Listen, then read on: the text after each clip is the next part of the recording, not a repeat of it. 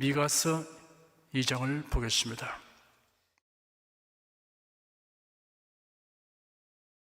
1절, 2절 먼저 읽고 그 다음에는 8절, 9절을 함께 읽겠습니다. 침상에서 악을 귀하며 간사를 경영하고 날이 밝으면 그 손에 힘이 있으므로 그것을 행하는 자는 호화 있을진저. 밭들을 탐하여 빼앗고 집들을 탐하여 취하니 그들이 사람과 그 집 사람과 그 산업을 학대하도다. 8절 9절 읽겠습니다. 근래 내 백성이 대적같이 일어나서 전쟁을 피하여 평안히 지나가는 자들의 의복 중 겉옷을 벗기며 내 백성의 부녀들을 너희가 그 즐거운 집에서 쫓아내고 그 어린 자녀에게서 나의 영광을 영영히 빼앗는도다. 선지자 미가는 이스라엘의 죄악을 지적하며 준절히 꾸짖었습니다. 1장에서는 이스라엘 백성의 우상 숭배의 죄를 책망하였는데 여기서는 권력을 남용하는 자들이 행한 범죄를 나열하였습니다. 힘 있는 자들은 백성들의 소유와 권리를 빼앗고 이들을 학대하였습니다. 그 대상으로 남녀노소를 가리지 아니하였습니다. 그들이 빼앗은 토지나 재산은 하나님의 언약과 모세의 율법에 의해서 각 지파와 각 사람에게 보장된 권리였습니다. 하나님은 그의 택한 백성이 유업으로 바른 토지는 소유권을 상실하지 않게 하는 법을 정하셨습니다. 네가 만일 이웃의 옷을 전당 잡고든 해가 지기 전에 그에게 돌려보내라. 그 몸을 가릴 것이 이뿐이라. 이는 그 사람이 옷인즉 그가 무엇을 입고 자겠느냐. 출애굽기 22장 26절 27절입니다. 레위기 25장에는 토지를 영영히 팔지 말 것은 토지는 다 내 것임이라. 너희는 나그네여 우고하는 자로서 나와 함께 있느니라. 너희 기업의 온 땅에서 그 토지 무르기를 허락할지니 만일 너희 형제가 가난하여 그 기업 얼마를 팔았으면 그 건족이 와서 동족의 판 것을 물을 것이요 만일 그것을 물을 사람이 없고 자기가 부유하게 되어 물을 힘이 있거든 그 판 해를 계수하여 그 남은 값을 산자에게 주고 그 기업으로 돌아갈 것이니라. 그러나 자기가 물을 힘이 없으면 그 판 것이 희년이 이르기까지 산자의 손에 있다가 희년에 미쳐 돌아올지니 그가 곧 그 기업으로 돌아갈 것이니라 하였습니다. 하나님이 자기 백성에게 보장하신 권리를 빼앗는 이러한 죄악을 범하는 데 있어서 이들은 치밀한 계획과 지체하지 않는 열심을 가졌습니다. 침상에서 잠을 자지 않고 악한 일을 계획하였고 날이 밝으면 지체 없이 실행에 옮겼습니다. 침상에서 악을 꾀하며 간사를 경영하고 날이 밝으면 그 손에 힘이 있으므로 그것을 행하는 자는 호화 있을진저라는 1절 말씀에서 세 가지 단어를 유의하여 살펴봅시다. 꾀하며 경영하고 행하는 이라는 세 단어입니다. 첫째, 꾀하다로 번역된 원어는 생각하다, 계획하다 라는 의미로 창안하는 단계를 의미합니다. 둘째, 경영하고로 번역된 원어는 하다, 만들다 라는 의미가 포함되어 있습니다. 계획을 그대로 실행에 옮길 수 있도록 만드는 것을 가리킵니다. 셋째, 행하는 이라고 번역된 단어는 시행하여 결과를 만들어내는 것까지를 의미합니다. 악인이 악을 행하는데 이토록 주도면밀하고 적극적이며 열심이니 성도들이 선을 행하고 주님의 일을 행하는 데는 그보다 더해야 할 것입니다. 그가 우리를 대신하여 자신을 주심은 모든 불법에서 우리를 구속하시고 우리를 깨끗하게 하사 선한 일에 열심하는 친백성이 되게 하려 하심이니라 라고 디도서 2장 14절에 기록되었습니다. 무슨 일이든 열심히 하면 발전합니다. 성급하게 하는 것은 열심히 하는 것과는 다릅니다. 열심은 일의 능률을 올리지만 성급하게 하면 일을 그르치게 되는 경우가 생깁니다. 일심에는 침착성이 결부되어야 합니다. 그리하면 일로 인한 스트레스가 발생하지 않습니다. 차근차근하게 꾸준히 일하는 사람이 일을 잘하는 사람입니다.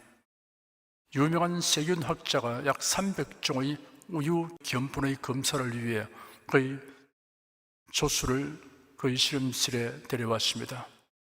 그 많은 것을 모두 검사하는 것이 조수가 해야 할 일이었습니다. 학자는 조수를 보고 안쓰러워 한마디 말을 건넸습니다. 할 일이 너무 많지 않아요? 그러자 조수는 이렇게 대답했습니다. 아니에요. 한 번에 하나씩 하면 되니까요. 실제로 이 이상의 좋은 방법은 없습니다. 천리길도 한 걸음부터라는 격언은 매우 실용적입니다. 침착성과 꾸준함은 열심으로 행하는 사람의 특성입니다. 3절 한 절을 함께 읽겠습니다.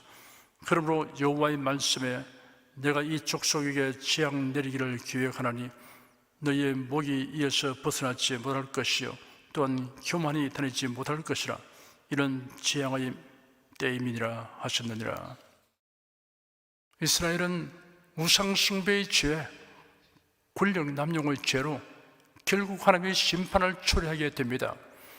하나님이 내리시는 심판의 재앙은 거부하거나 피할 길이 없습니다. 4절 한 절을 읽겠습니다. 그때 너에게 대하여 풍사를 지으며 슬픈 애가를 불러 이르기를 우리가 온전히 망하게 되도다. 그가 내 백성의 산업을 옮겨 내게서 떠나게 하시며 우리 밭을 나누어 패역자에게 주신도다 하리니. 풍사는 어떤 사실을 풍자하는 내용의 시입니다. 애가는 어떤 사건에 대하여 비탄과 슬픔의 뜻을 표현하는 노래입니다. 여기서 풍사를 지는 자는 이스라엘이 재난을 당한 것을 기뻐하고 조롱하는 주변 이방 족속들입니다. 애가를 부른 자는 재난을 당하여 슬퍼하는 이스라엘 자손들입니다. 북이스라엘은 아수르 제국에게, 남유다는 바벨론에게 점령당하고 산업을 빼앗깁니다. 5절 한 절을 읽겠습니다. 그러므로 여호와의 회중에서 제비를 뽑고 줄을 띨 자가 내 중에 하나도 없으리라. 제비를 뽑고 줄로 측량하는 것은 가나안을 정복하고 땅을 분배하던 여호수아 시대의 이스라엘을 상기시킵니다. 여호수아 14장에 기록되기를 이스라엘 자손이 가나안 땅에서 취한 기업 곧 제사장 엘라셀과 눈의 아들 여호수아와 이스라엘 자손 지파의 족장들이 분배한 것이 이 아래와 같으니라. 여호와께서 모세에게 명하신 대로 그들의 기업을 제비 뽑아 9지파와 반 지파에게 주었으니 이스라엘 자손이 여호와께서 모세에게 명하신 것과 같이 행하여 그 땅을 나누었더라 하였습니다. 아브라함의 자손이라고 하나님의 언약에 의한 기업에 다 참여하는 것이 아닙니다. 하나님의 법도대로 행하지 않으면 그들이 분배하는 가나안 땅에 거할 자격을 상실하게 됩니다. 10절 한 절을 함께 읽겠습니다. 이것이 너희의 쉴 곳이 아니니 일어나 떠날지어다. 이는 그것이 이미 더러워졌음이라. 그런즉 반드시 멸하리니 그 멸망이 크리라.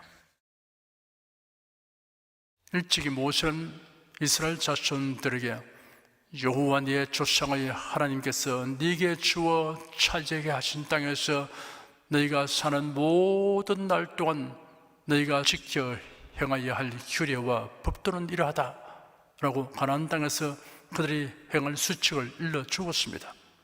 그리고 너희가 여호와 너희 하나님께서 너희에게 주시는 안식과 유업에 아직 들어가지 못하였으나 너희가 요단을 건너가서 여호와 너희 하나님께서 너희에게 유업으로 주실 땅에 정착하게 될 것이며 사방에 있는 모든 적들을 물리치고 너희에게 안식을 주어서 너희가 안전하게 살 것이다 라고 다짐하였습니다.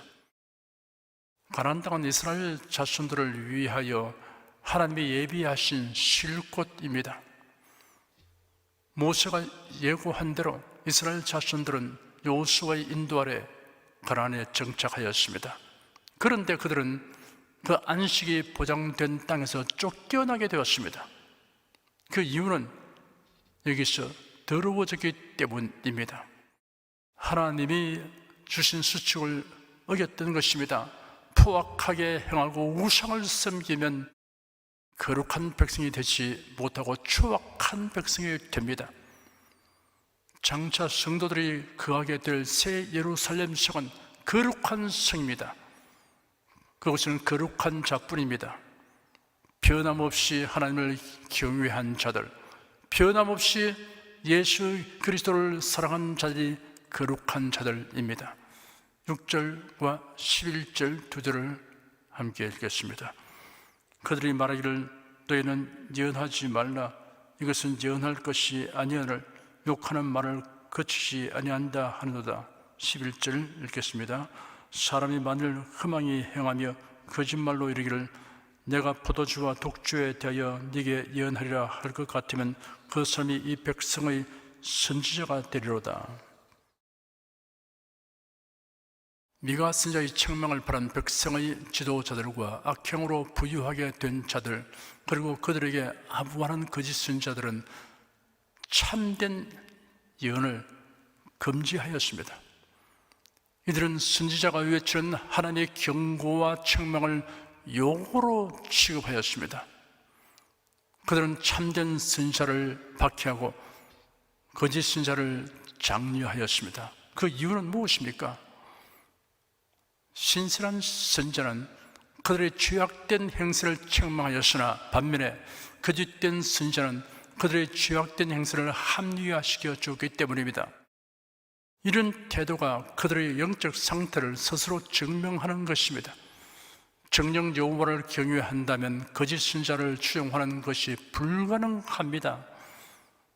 진리를 왜곡되게 말하고 성경에 배치된 설교를 하는 교육자를 따르는 사람은 자신의 영적 상태가 그와 같다는 것을 스스로 증명하는 것입니다.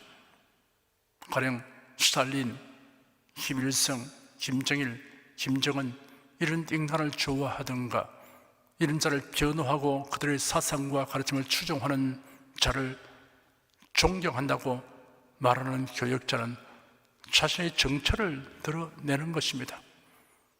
그뿐 아니라 이런 교육자를 따르는 신자 역시 자신의 영적 상태를 증명하는 것입니다.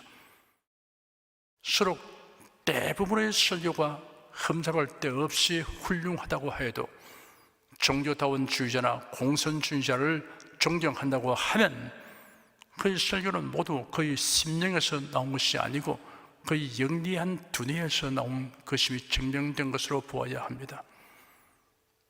독극물은 음식에 약간만 들어있어도 그 음식을 내버려야 하듯이 이런 행위는 영혼의 독극물과 같아서 그것을 수용하면 영혼이 결정적 손상을 입게 됩니다.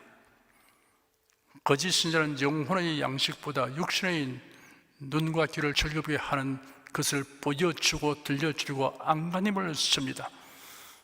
그러므로 신자들은 성경대로 믿고 성경대로 전파하는 지도자가 인도하는 교회에 속하여 신앙생활을 해야 합니다. 7절 한 절을 함께 읽겠습니다. 너희 야곱의 족속아 어찌 이르기를 여호와의 신이 평급하시다 하겠느냐 그의 행위가 이러하시다 하겠느냐 나의 말이 행위 정직한 자에게 유익되지 아니하냐. 미가의 예언을 모욕적인 것으로 여기고 거부하는 이스라엘에 대해 선지자가 반문하는 내용입니다. 너희 야곱 족속아 어찌 이르기를 이라는 말씀은 야곱 족속이라고 불리면 야곱 족속다워야 한다는 것을 강조하는 것입니다. 명실상부한 성도, 그리스도인, 천국 백성이어야 합니다. 하나님의 선민이면 선민다워야 합니다. 여호와 하나님만 경외하고 하나님의 신 율례와 법도대로 살아야 합니다. 그런데 이스라엘 자신들은 선민에게 부합되게 행하지 않으면서 이방인들에 대한 우월감을 가지고 처신하였습니다. 도리어 이방인의 생활 방법과 우상숭배를 번발했습니다. 어찌 이르기를 여호와의 신이 평금하시다 하겠느냐, 그의 행위가 이러하시다 하겠느냐 하였습니다. 여호와의 신은 성령을 가리킵니다. 평급이란 소견이 좁고 성질이 급하다는 뜻입니다. 너희가 어찌하여 하나님이 내리시는 재앙을 보고 하나님이 참을성이 없고 조급하여 이런 일을 행하신다고 말하느냐라고 질타하는 말씀입니다. 나의 말이 행위 정직한 자에게 유익되지 아니하냐 하였습니다. 거짓 선자를 분별하여 그가 하는 말을 배격하고 참 선지자의 말을 듣는 자에게는 그가 선포하는 하나님의 말씀이 모두 유익합니다. 12절, 13절 두 절을 함께 읽겠습니다. 야곱아, 내가 정령이 너희 무리를 다 모으며 내가 정령이 이스라엘의 남은 자를 모으고 그들을 한 처소에 두기를 보스라 양떼 같게 하며 초장을 양떼 같게 하리니 그들의 인수가 많으므로 소리가 크게 들릴 것이며 길을 여는 자가 그들의 앞서 올라가고 그들은 달려서 성문에 이르러서는 그리로 쫓아 나갈 것이며 그들의 왕이 앞서 행하며 여호와께서 선두로 행하시리라. 구약 선지자의 메시지는 대체로 복합적 의미를 함축하고 있습니다. 먼저 타락한 이스라엘 백성을 향한 하나님의 심판의 메시지입니다. 다른 한 가지는 그 같은 심판 가운데서 베풀어지는 하나님의 긍휼과 구원에 대한 약속입니다. 이 두 가지는 동전의 양면과 같아서 분리할 수 없습니다. 본문에도 이 같은 경향이 농후하게 나타나고 있습니다. 지금까지 이스라엘의 필연적인 멸망을 선포하던 미가는 본문에 이르러 갑자기 그 의도를 급변시켜 그들에게 주어질 회복을 강력하게 설파하고 있습니다. 이 같은 회복의 메시지는 이스라엘을 보스라 양떼같이 회복시켜 준다는 말씀에서 그 절정에 이릅니다. 이스라엘의 남은 자에 대한 예언은 신약 시대의 그리스도인을 향한 것이기도 합니다. 신약 성경 로마서 2장에는 표면적 유대인이 아니요 이면적 유대인이 참 이스라엘이라고 하였습니다. 하나님께서 그의 택하신 자들을 향하여 하시는 일을 넷으로 분류해 놓았습니다. 첫째는 무리를 다 모으신다고 하였습니다. 그리스도에게로 불러 모으십니다. 예수께서 말씀하시기를 수고하고 무거운 짐진 자들아 다 내게로 오라 내가 너희를 쉬게 하리라 하였습니다. 둘째는 한 처소에 두신다고 하였습니다. 예수 그리스도에게 소속되게 하십니다. 그리스도인이란 그리스도에게 속한 자라는 뜻이 있습니다. 소속을 나타내는 명칭입니다. 셋째는 초장의 양떼 같게 하십니다. 그들은 마치 비옥하고 푸른 창으로 가득한 에돔 족속의 한 도시인 보스라에 모인 양떼와 같아서 하나님의 인도하심과 돌보심을 누리게 될 것을 의미합니다. 넷째는 앞서 인도하신다고 하였습니다. 예수 그리스도께서 세상 나라를 심판하시려고 지상 강림하실 때 성도들이 그 뒤를 따르는 모습을 연상하게 합니다. 요한계시록 19장의 11절에는 또 내가 하늘이 열린 것을 보니 보라 백마와 탄자가 있으니 그 이름은 충신과 진실이라 그가 공의로 심판하며 싸우더라 라고 기록되었습니다. 하늘이 열린 것을 요한이 바라보니 백마 탄자가 있었습니다. 백마 탄자는 그리스도입니다. 그리스도가 재림하시는 그 광경에 너무 놀라워 보라 라는 감탄사를 바랍니다. 14절에는 하늘에 있는 군대들이 희고 깨끗한 승하포를 입고 백마를 타고 그를 따르더라 라고 기록되었습니다. 하늘의 군대는 천군 천사와 성도들입니다. 데살로니가 후서 1장 7절에도 주 예수께서 저희 능력의 천사들과 함께 하늘로부터 불꽃 중에 나타나실 때라는 말씀이 있습니다. 유다서 1장 14절에는 보라 주께서 그 수만의 거룩한 자와 함께 임하시나니라고 기록되었습니다. 지상에 내려오신 주님을 따르는 무리 속에 저와 여러분이 모두 함께 있기를 기원합니다. 기도하겠습니다. 악한 자들이 자기 욕심을 이루기 위해 치밀하게 기획하고 열심을 내어 실행하지만 결국은 하나님의 징벌을 초래하게 한다는 역사의 교훈을 배우게 하여 주님께 감사합니다. 하나님의 뜻을 알고 하나님의 뜻에 합당하게 범사를 기획하고 열심으로 행하는 것이 삶의 지혜이며 그 결과는 선하신 하나님께서 상급과 칭찬을 받게 됨을 믿습니다. 이러한 신령한 지혜와 열심으로 일관되게 살아가도록 성령께서 우리를 인도하여 주시고 도와주시옵소서. 주 예수 그리스도 이름으로 기도드립니다. 아멘.